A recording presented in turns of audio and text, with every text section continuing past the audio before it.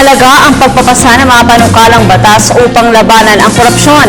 Sa 5th GOPAG Conference ay tatalakayin ang mga batas na nagsusulong sa accountability at transparency ng gobyerno. May karagdagang ulat si Bianca Piedad live mula sa PICC sa lungsod ng Pasay. Magandang hapon sa iyo, Bianca. Kumusta naman ang mga huling kaganapan dyan? Magandang hapon. Sa pagbubukas nga ng 5th Conference ng Global Organization of Parliamentarians Against Corruption o GOPAC, dumalong ilan sa mga matataas na pinuno ng ating bansa mula sa Pangulo hanggang sa Ombudsman at 300 parliamentarians at 200 delegates naman mula sa 78 bansa. Sa talumpati kanina ng mga panauhin, binigyan din babago at tagumpay na naidulot ng good governance sa bansa, lalo na ito ang isa sa mga core values na isinusulong ng kasalukuyang administrasyon. Ayon kay Senate President Juan Ponce Enrile, kailangan magpatuloy ang naging simulain ng Pangulo sa paglaban sa korupsyon. Hindi lang anya ito nagtatapos sa anim na taong termino, kundi dapat itong maging simula ng mas mahigpit pang kampanya ng mga susunod na lider ng bansa laban sa korupsyon.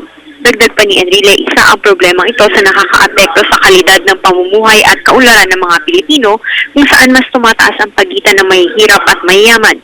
Tiwala naman si Enrile sa kakayahan ng Pangulo at magandang intensyon nito para sa bansa.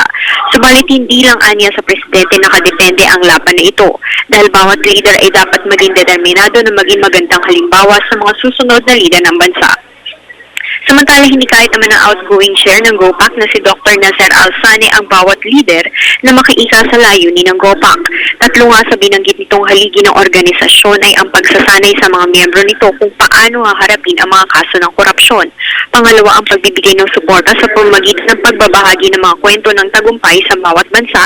At ang huli ay ang paghimok sa bawat leader na manguna sa paglaban sa kaban ng bayan. At yan muna ang pinakahuling balita dito sa PICC. Bianca Piedad, nag-uulat para sa Telebisyon ng Bayan.